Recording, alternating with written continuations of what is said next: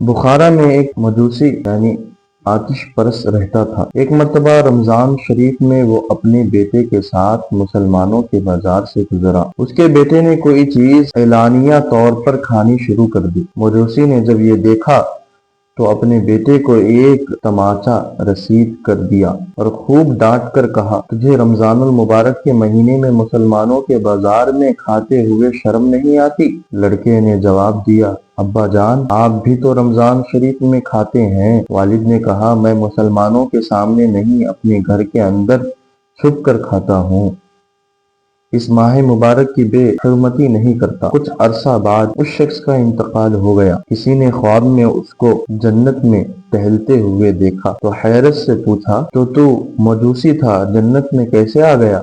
کہنے لگا، واقعی میں مجوسی تھا، لیکن جب موت کا وقت قریب آیا تو اللہ عز و جل نے احترام رمضان کی برکت سے مجھے ایمان کی دولت سے اور مرنے کے بعد جنت سے سرفراز فرمایا۔ اللہ عز و جل کی ان پر رحمت ہو اور ان کے صدقے ہماری مغفرت ہو۔ ناظرین کرام، دیکھا آپ نے کہ ایک مجوسی رمضان المبارک کے احترام کی بدولت جنت کا حقدار بن گیا، ایمان کی دولت اس کو نصیب ہو گئی۔ لیکن آج مسلمانوں کا حال یہ ہے کہ آج معاشرے میں یہ دیکھا جاتا ہے کہ لوگ چھوٹی چھوٹی وجہ سے روزوں کو ترک کر دیتے ہیں۔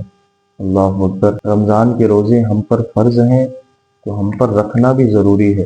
ناظرین، چھوٹی چھوٹی بیماری کی وجہ سے روزے ترک نہ کیا کریں، اس سے گریز کریں، خدارہ باز آ جائیں، روزے رکھیں۔ اس میں دنیاوی اور اخروی دونوں فائدے ہیں۔ اخروی فائدے تو بے حساب ہیں، اور دنیاوی فائدے بھی میں عرض کر دوں کہ کچھ سال پہلے کی بات ہے، سائنٹسٹوں نے جب ریسرچ کیا تو ایک ریسرچ پیش کرتے ہیں، وہ کوئی بھی انسان پورے سال میں اگر 20 سے 30 دن بھوکا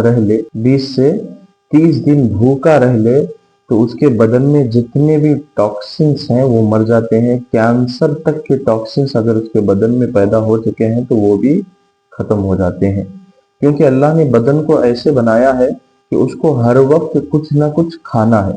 بدن کے اندر جو ہمارے آلات ہیں اس کو ہر وقت کھانا چاہیے، لیکن جب آپ رمضان المبارک میں بھوکے رہتے ہیں، جب اس کو کھانا پینا نہیں ملتا تو وہ اندر کے ٹاکسنز کو کھانا شروع کر دیتا ہے۔ ناظرین دیکھیں کتنے اچھی فائدہ ہے، دنیاوی فائدہ بھی ہے اور اخروی فائدہ تو ہے یہ ہے۔ ناظرین، رمضان المبارک میں رمضان کے خوب روزے رکھیں۔ مولا تبارک و تعالیٰ سے دعا ہے کہ کہنے سننے سے زیادہ عمل کرنے کی توفیق عطا فرمائے۔